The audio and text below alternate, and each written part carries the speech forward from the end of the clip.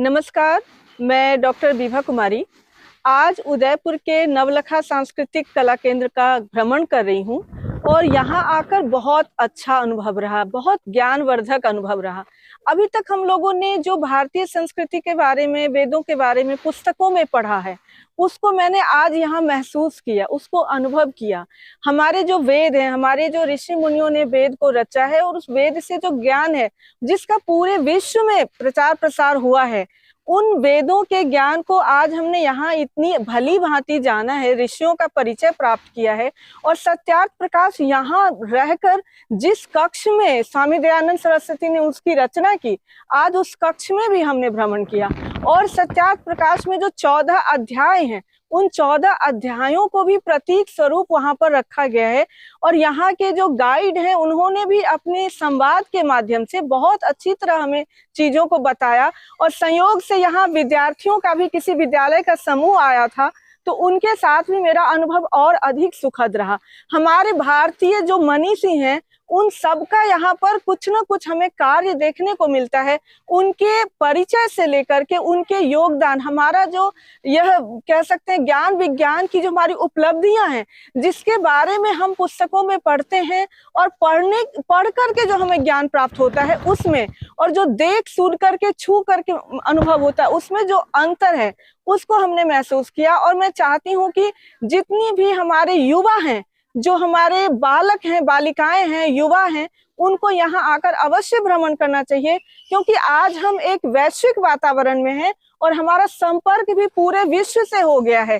ऐसे में यह एक बहुत अच्छा माध्यम है कि हम पूरे विश्व को बताएं कि हमारी भारतीय संस्कृति सही मायने में है क्या।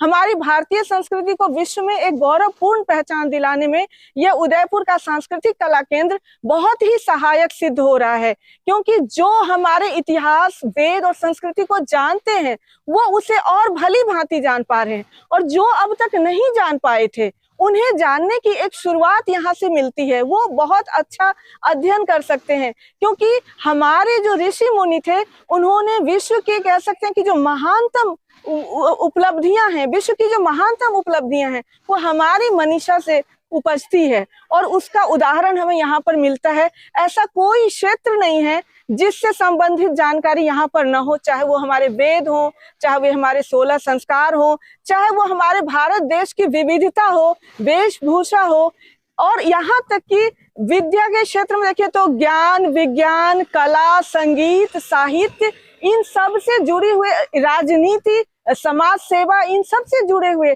जितने भी महान लोग हुए हैं, उनके हमें यहाँ पर दर्शन प्राप्त होते हैं। यहाँ पर यहाँ तक कि जो अंतरिक्ष वैज्ञानिक कल्पना चावला है, उसकी भी हमें मूर्ति दिखी है। यहाँ तक कि जितने भी, अभी हमें यहाँ की गाइड ने बताया कि ओंकारेश्वर ने जब भारत आजाद हुआ था तो वंदे मातरम का संपूर्ण गान किया था। और वह जब इटली गए थे तो वहां के मुसोलिनी को जो 6 महीने नींद नहीं आई थी, वो पंडित ओंकारेश्वर के संगीत से नींद प्राप्त कर पाए थे। और उन्होंने उनको यह आमंत्रण दिया था कि आप हमारे देश में रुक जाइए, तो उन्होंने कहा था कि नहीं, हमारा भारत देश ही सर्वश्रेष्ठ है। तो निश्चित रूप से हमें अपने देश को जानने के लिए, अपने देश की उपलब्धियों को जानने के लिए, अपनी ज्ञान परंपरा को जानने के लिए यहाँ आना चाहिए और युवाओं को अवश्य लेकर आना चाहिए। और अपने मित्रों को यह बताना चाहिए कि यह एक महत्वपूर्ण केंद्र है, यहाँ हम अवश्य आएं। क्योंकि हम अपनी संस्कृति को, अपनी ज्ञान परंपरा को पहचानेंगे, तभी हम विश्व को उसके बारे में बता पाएंगे। बहुत बहुत धन्यवाद।